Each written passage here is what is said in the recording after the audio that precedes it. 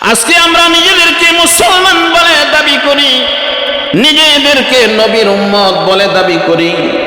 এখন যদি আমি প্রশ্ন করি, আমি এই দ্বীনের জন্য কি করেছি, এই দ্বীনটাকে পাওয়ার জন্য আমি আপনি কি কষ্ট করেছি, আপনাকেও যদি প্রশ্ন করি, আমরা কেউ জবাব দিতে পারবো না। কথা বলেন ঠিক কিনা? আল্লাহর নবীর একজন সাহাবী আব্দুল্লাহ, যার নাম হলো আব্দুল্লাহ, মুসলমান হওয়ার পূর্বে যার নাম ছিল আব্দুল উজ্জা, অর্থাৎ মুসলমান হওয়ার আগে যার নামটা আব্দুল উজ্জা ছিল, নিঃসন্দেহে সে কাফের ছিল। কথা বলেন ঠিক কিনা? তিনার কাছে একদিন ইসলাম গ্রহণের কাহিনী জানতে চাইলেন আল্লাহর নবীর আরেক সাহাবী। ওই সাহাবী দুই চোখের পানি ছেড়ে দিয়ে বলতেছে, পিছনের কথা মনে কইরো না, তা মনে করলে আমি স্থির থাকতে পারবো না। বড় কঠিন বিষয়, বড় কঠিন কাহিনী গো, এগুলা মনে কইরো না, এগুলা মনে কইরো না। আমার শিশুকালে আমার বাবা মারা যায়, আমার চাচার কাছে আমি লালিত পালিত হই। আমার মা আছে, মা থাইকাও নাই, চাচার অধীনেই মা চলে গেছে, চাচার কাছে লালিত পালিত হই। চাচার গরুর পাল, চাচার উটের পাল, দুম্বার পাল, আমি সেগুলা ময়দানের মধ্যে চড়াই। চাচা আমাকে ভাত কাপড় দেয়, খানার ব্যবস্থা করে দেয়, কাপড়ের ব্যবস্থা করে দেয়। ইসলামের দাওয়াত, কালেমার দাওয়াত এবং নবীজি সম্পর্কে যেই দিন আমি জানতে পারলাম, ওই দিন থেকে বাল্যকাল থেকে ইসলামের প্রতি আর প্রিয় নবীজির প্রতি আমার মোহাব্বত জন্ম নিয়েছে। চিল্লায় বলেন সুবহানাল্লাহ। মনে মনে চিন্তা করেছিলাম, আল্লাহ যদি আমাকে সুযোগ দেয়, আমি ইসলাম ধর্মে দীক্ষিত হয়ে যাব, আমি আর ইহুদি নাসারা খ্রিস্টানদের অর্থাৎ মূর্তি পূজা আর করব না। ওই দিন থেকে আমি সত্যি মূর্তি পূজার, মূর্তির সামনে আমি কোনোদিন মাথা নত করি নাই। চাচার অধীনে থাকা অবস্থায় গোপনে ইসলাম গ্রহণ করে ফেললাম, গোপনে কালেমা পড়ে নিলাম। কিন্তু আমার বয়স যখন 17, 18 কিংবা 20 বছর হইল, আমার মনের মধ্যে কেন যেন উদয় হইল, আর কতদিন গোপনে ইসলাম মানবি, গোপনে আল্লাহকে মানবি? আমার আল্লাহ তো গোপন নয়, আমার আল্লাহ তো গোপন নয়। কথা বলেন ঠিক কিনা? আমার আল্লাহ গোপন নয়, আর কতদিন নিজের ইসলামটাকে গোপন করবি, নিজের ঈমানটাকে গোপন করবি? জীবনে মৃত্যুতে একবার আসবেই, আর একবার মৃত্যুর হাত থেকে দুনিয়ার কেউ বাঁচতে পারে নাই, এমন কি দুনিয়ার জীবনে আর কেউ মৃত্যুর হাত থেকে, একবার মৃত্যুর হাত থেকে বাঁচতে পারবে না। কথা বলেন ঠিক কিনা? লা ইলাহা ইল্লাল্লাহ।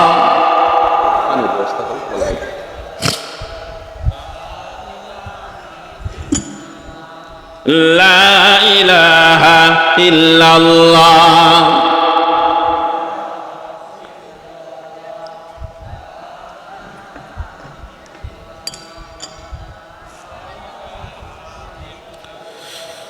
লা ইলাহা ইল্লাল্লাহ মুহাম্মাদুর রাসূলুল্লাহ।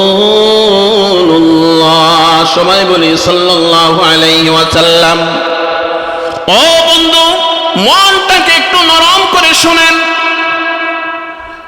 আব্দুল উজ্জা যখন ইসলাম গ্রহণ করেছে, চাচার গোলাম থাকা অবস্থায়, চাচার অধীনস্থ থাকা অবস্থায়, যুবক বয়সে তার মনটা চাইলো আর গোপন রাখতে চাই না। চাচাকে আগে প্রস্তাব দিল, চাচা জীবন ভরা যেই ধর্ম আপনারা পালন করছেন আমার এটা ভালো লাগে না, আমি মুসলমান হতে চাই, কালেমা পড়ে ইসলাম ধর্মে দীক্ষিত হতে চাই, আপনার অভিমত কি? চাচা এমন করে ধমক দিয়েছে, যুবক কেঁপে উঠেছে, খবরদার এই নাম আরেকবার মুখে আনতে পারবি না। চাচা যখন অনুমতি না দেয়, যুবক আব্দুল উজ্জা ডাক দিয়ে বলে, চাচা জানতে চাইছিলাম আপনি কি বলেন, কিন্তু আমি মনে মনে সিদ্ধান্ত নিয়েই ফেলেছি। এমনকি আপনাকে জানিয়ে দিলেন আমি আপনার ধমকানিতে ভয় পাই না, আমি জীবন দিতেও ভয় পাই না, আমি কোনো কিছুর পরোয়া করি না। আমি আপনার অভিমত জানতে চাইছিলাম, আপনি যখন না করলেন আপনার নিষেধ আমি মানব না, আমি তো ওই ধর্মে দীক্ষিত অলরেডি হয়েই গেছি, আমি তো অলরেডি হয়ে গেছি। চাচার মাথায় খুন চলো না, তুমি কি আর পরিণাম জানো? কয় এর পরিণাম আর কি হতে পারে, এর পরিণাম আমার জানার দরকার নাই। কয় আমি তোমাকে সকল সম্পত্তি থেকে তোমাকে কি করব, বঞ্চিত করব। কয় আমি সম্পত্তির পরোয়া করি না। আল্লাহু আকবার বলেন। মাঝখানে আরেকটা কথা আপনাদেরকে শোনায়া দেয়। ফেরাউনের বাদী যখন তার এই কালেমা পড়ার কথা যখন প্রকাশ হয়ে গেল, তার ছোট ছোট দুইটা বাচ্চা ছিল। ফেরাউন তাকে গ্রেফতার করে তার সামনে হাজির করে, লম্বা ঘটনা, তার চোখের সামনে বড় কড়ার মধ্যে তেল ঢাইলা দেয়া, নিচে আগুন দিয়া তার তাপ দেয়, তেল বলকায় আর বলকায়, আর ডাক দিয়া বলে তুমি যে আমার ধর্ম অমান্য করে আমাকে খোদা নামেই না, তুমি যে আরেকটা খোদা মানছো, তুমি কি আর পরিণাম জানো নাকি? কয় ডন কেয়ার, আমি কোনো পরোয়া করি না। আল্লাহু আকবার বলেন। তুমি আমাকে করলেই বা কি করতে পারবা?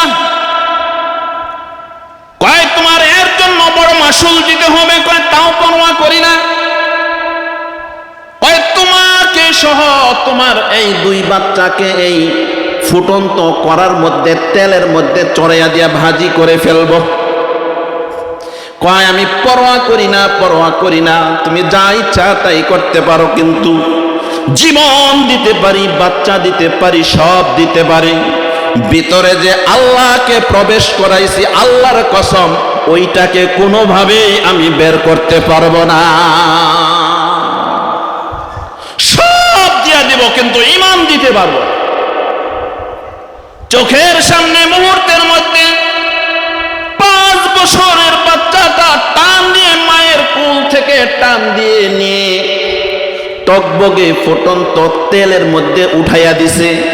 চোখের পলকের মধ্যে নিজের কলিজার টুকরা সন্তানটা মায়ের সামনে ভুনা হয়ে বাজি হয়ে তেলের মধ্যে ভাইসা উঠেছে।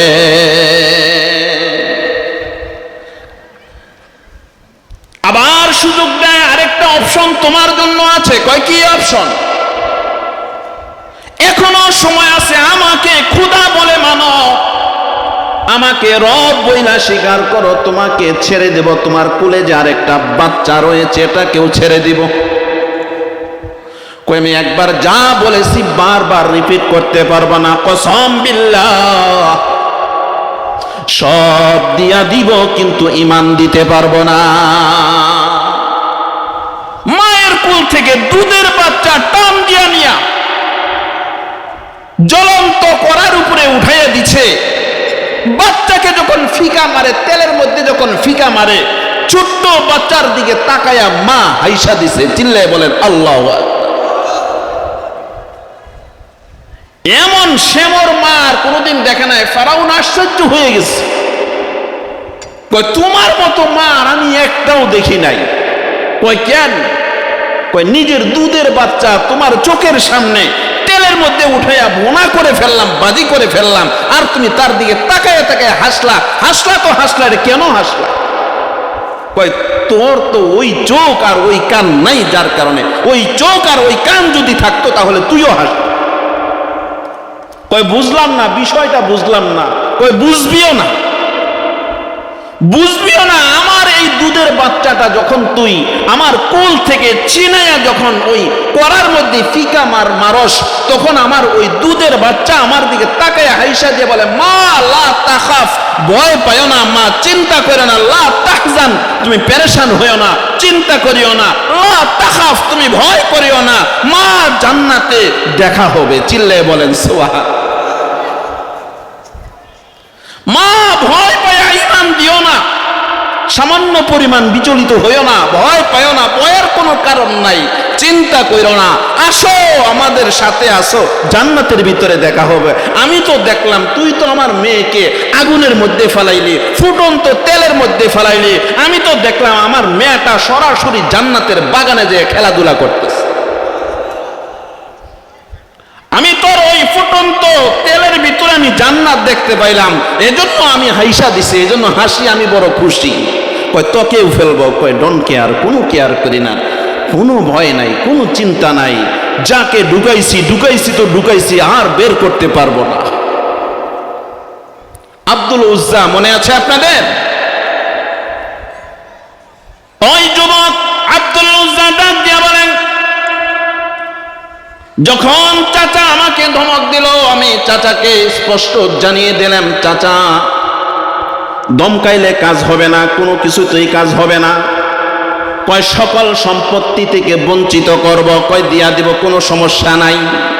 কিন্তু ওই নবীর মোহাব্বত যেই দিলের ভিতরে ঢুকাইছি, রবের মোহাব্বত যে আমি রবকে আমি আমার দিলের ভিতরে ঢুকাইছি, তাকে দিতে পারবো না।